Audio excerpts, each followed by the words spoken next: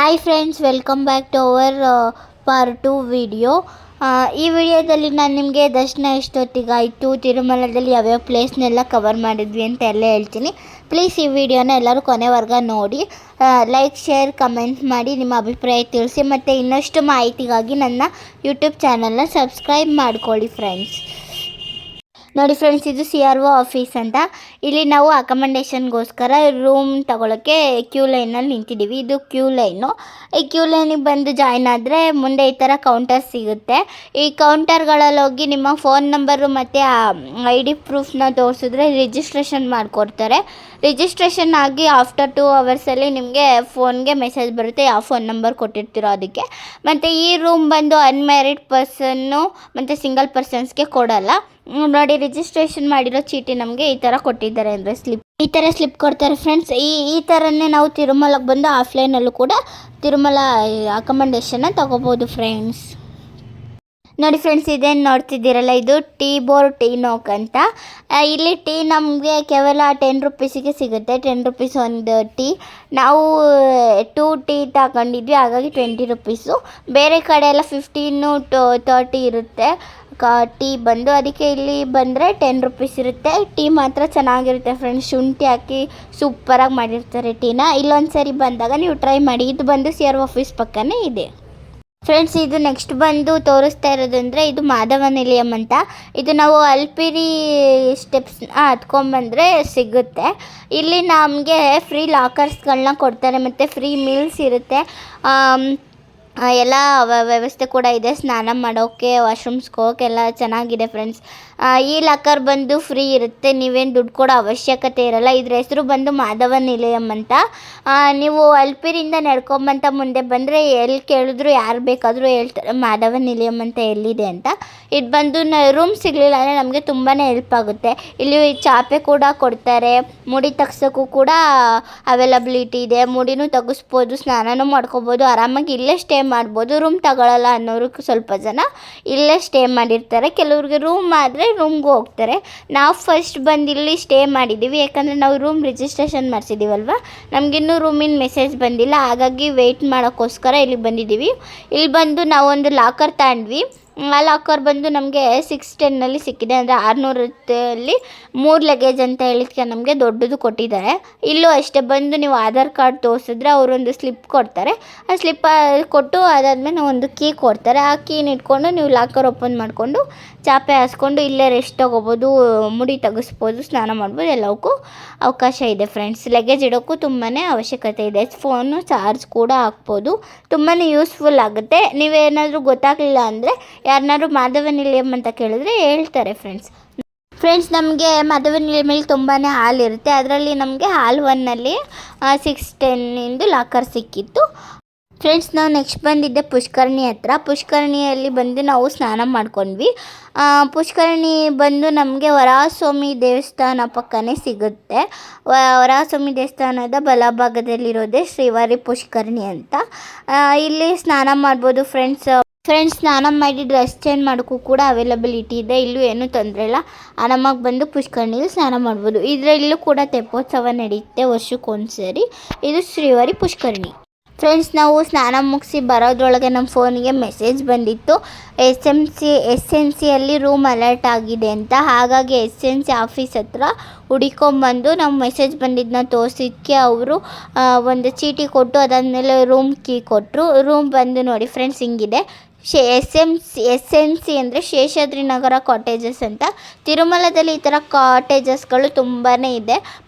ಈ ಥರ ರೂಮ್ನ ತಗೋಬೇಕಂದ್ರೆ ನಾವು ಆಫ್ಲೈನಲ್ಲಿ ರಿಜಿಸ್ಟ್ರೇಷನ್ ಮಾಡಿಸ್ಬೇಕು. ಅದೇ ಫ್ರೆಂಡ್ಸ್, ಹಿಂದೆ ವಿಡಿಯೋದಲ್ಲಿ ತೋರಿಸಿದ್ದೀನಲ್ವ, ಆ ಥರ ರಿಜಿಸ್ಟ್ರೇಷನ್ ಮಾಡಿದ್ರೆ ನಮಗೆ ಈ ಥರ ರೂಮ್ ಬರುತ್ತೆ. ನಾವು ರಿಜಿಸ್ಟ್ರೇಷನ್ ಮಾಡಿದಾಗ ಆಲ್ಮೋಸ್ಟ್ 10:30 11 o'clock ಆಗಿತ್ತು. ನಮಗೆ ಮೆಸೇಜ್ ಬರೋ ಅಷ್ಟೊತ್ತಿಗೆ 2 o'clock ಆಯಿತು. ಸ್ನಾನ ಎಲ್ಲ ಮುಗಿಸಿ ಬಂದಿರೋದಾಗಿದೆ ಫ್ರೆಂಡ್ಸ್. ಇನ್ನೇನು ದರ್ಶನಕ್ಕೆ ರೆಡಿ ಆಗೋದಷ್ಟೇ.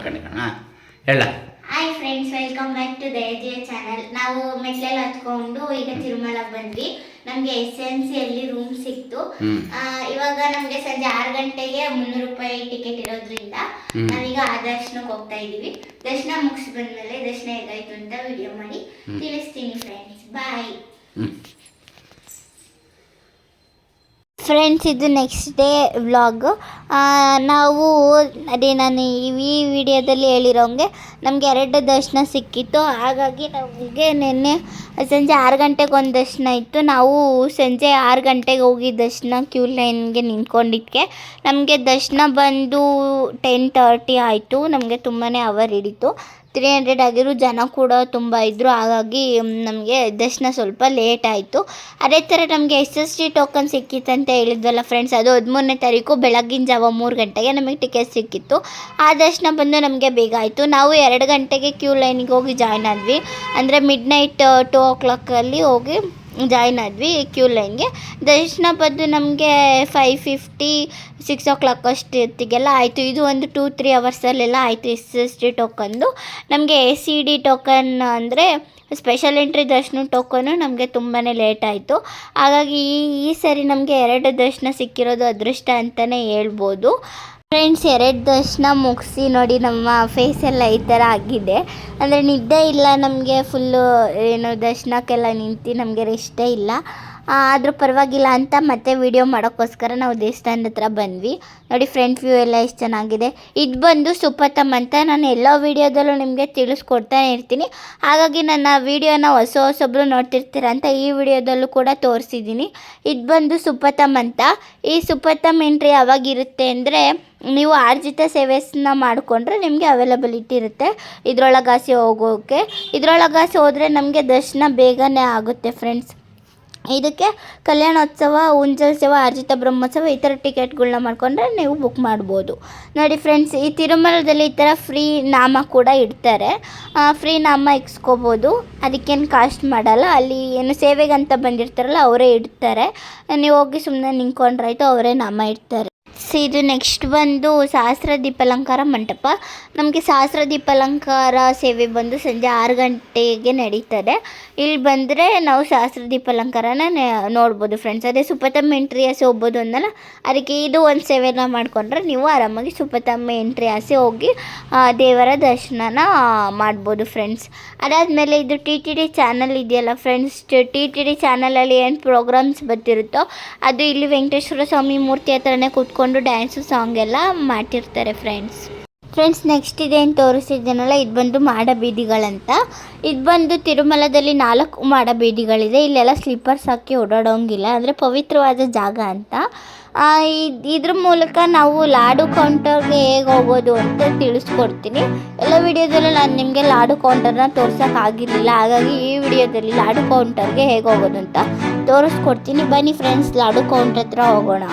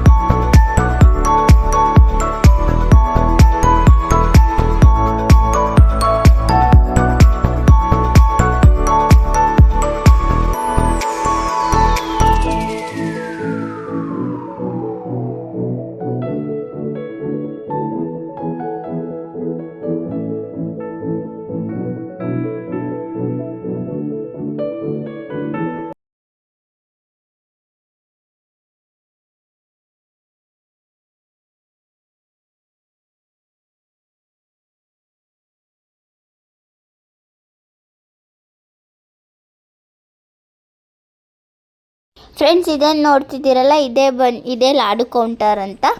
ಇದು ಬಂದು ಈಗ ನಾವು ನಡ್ಕೊಬಂದ್ವಲ್ಲ, ಅದೇ ಸ್ಟ್ರೈಟ್ ರೋಡಲ್ಲಿ ನಡ್ಕೊಬಂದರೆ ನಮಗೆ ಲಾಡು ಕೌಂಟರು ಸಿಗುತ್ತೆ. ಈ ಲಾಡು ಕೌಂಟರ್ ಹತ್ರ ಈಗ ಬಂದಿದ್ದು ಉದ್ದೇಶ ಏನಂದರೆ, ವಿಡಿಯೋ ಮಾಡಬೇಕಂತ ಒಂದು ಉದ್ದೇಶ ಇದ್ದರೆ, ಇನ್ನೊಂದು ಉದ್ದೇಶ ಬಂದು ನಾವು ನೈಟ್ ದರ್ಶನ ಆಗಿತ್ತಲ್ಲ, ತುಂಬಾ ಲೇಟ್ ಆಗಿತ್ತು. ನಾವು ಲಾಡು ಪ್ರಸಾದನ ತಾಳೋಕ್ಕಾಗಿರಲಿಲ್ಲ, ಹಾಗಾಗಿ ತಗೊಳ್ಳೋಣ ಅಂತ ಲಾಡು ಕೌಂಟರ್ ಹತ್ರ ಬಂದ್ವಿ. ನೋಡಿ ಫ್ರೆಂಡ್ಸ್, ಇದೇ ಲಾಡು ಕೌಂಟರ್. ಒಳಗೆ ವಿಡಿಯೋ ಮಾಡೋಕ್ಕೆ ಪರ್ಮಿಷನ್ ಕೊಡಲಿಲ್ಲ, ಹಾಗೆ ನಾನು ಈಚೆಗಡೆ ನಿಂತ್ಕೊಂಡೇ ವಿಡಿಯೋ ಮಾಡ್ತಿದ್ದೀನಿ ಫ್ರೆಂಡ್ಸ್. ನಾವು ನೆಕ್ಸ್ಟ್ ಬಂದಿದ್ದು ಅಗರಬತ್ತಿ ತೊಗೊಳಕ್ಕೆ, ಅಂದರೆ ಊದುಬತ್ತಿ ತೊಗೊಳ್ಳೋಂಥ ಕೌಂಟರ್ ಇದು. ಇಲ್ಲಿ ಊದುಬತ್ತಿ ಸಿಗುತ್ತೆ ಫ್ರೆಂಡ್ಸ್. ಫ್ರೆಂಡ್ಸ್ ನಾವು ತಿರುಮಲ ದೇವಸ್ಥಾನ ಎಲ್ಲ ಸುತ್ತಾಡ್ತಾ ನೆಕ್ಸ್ಟು ನಾವು ಬಂದಿದ್ದು ಆಂಜನೇಯ ಸ್ವಾಮಿಗೆ ಪೂಜೆ ಮಾಡೋಣ ಅಂತ. ಪೂಜೆ ಮಾಡೋಕ್ಕೆ ಕಾಯಿ ಕರ್ಪೂರ ಉದ್ಬತ್ತಿ ಎಲ್ಲ ತೊಗೋಬೇಕಲ್ಲ ಫ್ರೆಂಡ್ಸ್, ಅದನ್ನು ತಗೊಳ್ಳೋಂಥ ಕೌಂಟರ್ ಇದು. ಇಲ್ಲೇ ಸಿಗುತ್ತೆ. 50 ರುಪೀಸ್ ಅಲ್ಲ 100 ರುಪೀಸ್ ಅನಿಸುತ್ತೆ. 2 ಕಾಯಿ 2 ಕರ್ಪೂರ ಕೊಡ್ತಾರೆ. ಈ ಸರಿ ಉದ್ಬತ್ತಿ ಕೊಟ್ಟಿರಲಿಲ್ಲ ಫ್ರೆಂಡ್ಸ್ ನಮಗೆ. ಫ್ರೆಂಡ್ಸ್ ಕೌಂಟರಿಂದ ಸ್ವಲ್ಪ ಒಂದು 10-15 ಸ್ಟೆಪ್ಸ್ ಹತ್ಕೊಂಬಂದರೆ ಮೇಲ್ಗಡೆ ಆಂಜನೇಯ ಸ್ವಾಮಿ ಇರೋತ್ತಾವು. ಬರ್ತೀವಿ ಅಂದರೆ ಅಖಂಡ ಪೂಜೆ ಮಾಡೋತ್ತ. ಇಲ್ಲಿ ಬಂದು ನಾವು ಕಾಯಿ ಒಡೆದು ಪೂಜೆ ಮಾಡ್ತೀವಲ್ಲ ಫ್ರೆಂಡ್ಸ್, ಅದೇ ಥರ ಇಲ್ಲಿ ಕಾಯಿ ಒಡೆದು ನಾವು ಪೂಜೆ ಮಾಡ್ತಿದ್ದೀವಿ. ನೋಡಿ ಫ್ರೆಂಡ್ಸ್, ಅಂದರೆ ಟಾಪಿಂದ ತಿರುಮಲ ಟೆಂಪಲ್ ವ್ಯೂ ಯಾವ ಥರ ಕಾಣ್ತಿದೆ ಅಂತ. ಎಲ್ಲರೂ ವೀಡಿಯೋ ಮಾಡ್ತಾರಲ್ವ ಫ್ರೆಂಡ್ಸ್, ಅದೇ ಪ್ಲೇಸ್ ಇದು. ಕರ್ಪೂರ ಎಲ್ಲ ಹಚ್ಚಿರ್ತಾರೆ, ತುಂಬ ಚೆನ್ನಾಗಿ ಕಾಣುತ್ತೆ ಇಲ್ಲಿಂದ ದೇವಸ್ಥಾನ. ನಾವು ಇಲ್ಲಿ ಪೂಜೆ ಮಾಡಿಕೊಂಡು ಫ್ರೆಂಡ್ಸಲ್ಲೆಲ್ಲ ಪೂಜೆ ಮಾಡಿಕೊಂಡು ನೆಕ್ಸ್ಟ್ ನಾವು ಆಂಜನೇಯ ಸ್ವಾಮಿ ದೇವಸ್ಥಾನಕ್ಕೆ ಬಂದ್ವಿ. ಆಂಜನೇಯ ಸ್ವಾಮಿ ಬಂದು ಇಲ್ಲೇನು ಪೂಜೆ ಮಾಡ್ತೀವಲ್ಲ ಅಖಂಡ ಪೂಜೆ, ಅದು ಎದುರುಗಡೆ ಇರೋದು ನಮಗೆ ಆಂಜನೇಯ ಸ್ವಾಮಿ ದೇವಸ್ಥಾನ. ಈ ಆಂಜನೇಯ ಸ್ವಾಮಿ ದೇವಸ್ಥಾನದ ಹೆಸರು ಬಂದು ವೇಡಿ ಆಂಜನೇಯ ಸ್ವಾಮಿ ಅಂತ. ನೋಡಿ ಆಂಜನೇಯ ಸ್ವಾಮಿ ದೇವಸ್ಥಾನ ಹೇಗಿದೆ ಅಂತ. ಫ್ರೆಂಡ್ಸ್ ಇಲ್ಲಿ ಡ್ಯಾನ್ಸ್ ಕೂಡ ಮಾಡ್ತಿದ್ರು, ಅದನ್ನು ಹಾಕಿದ್ದೀನಿ ನೋಡಿ ವಿಡಿಯೋನ.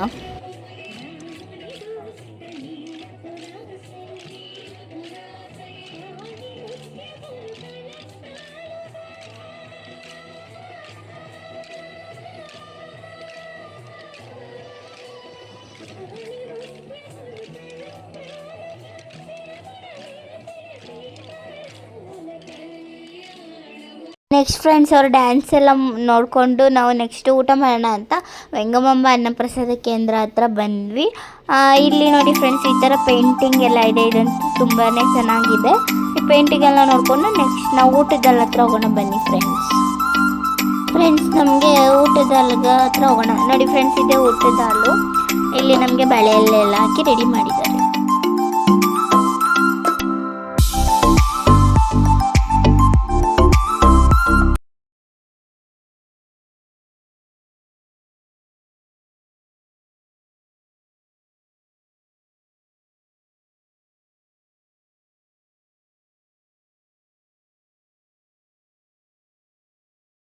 ನೋಡಿ ಫ್ರೆಂಡ್ಸ್, ನೆಕ್ಸ್ಟ್ ನಾವು ಊಟ ಎಲ್ಲ ಮುಗಿಸಿ ಬಂದ್ವಿ ಈಚೆ. ಫ್ರೆಂಡ್ಸ್ ಊಟ ಎಲ್ಲ ಮುಗಿಸಿ ಇಲ್ಲಿ CRO ಆಫೀಸ್ ಹತ್ರ ಬಂದ್ವಲ್ಲ. CRO ಆಫೀಸ್ ಹತ್ರ ಸ್ವಲ್ಪ ಮುಂದೆ ಬಂದರೆ ನಮಗೆ ಇಲ್ಲಿ ವೆಂಕಟೇಶ್ವರ ಸ್ವಾಮಿದು ಮೂರ್ತಿ ಇದೆ.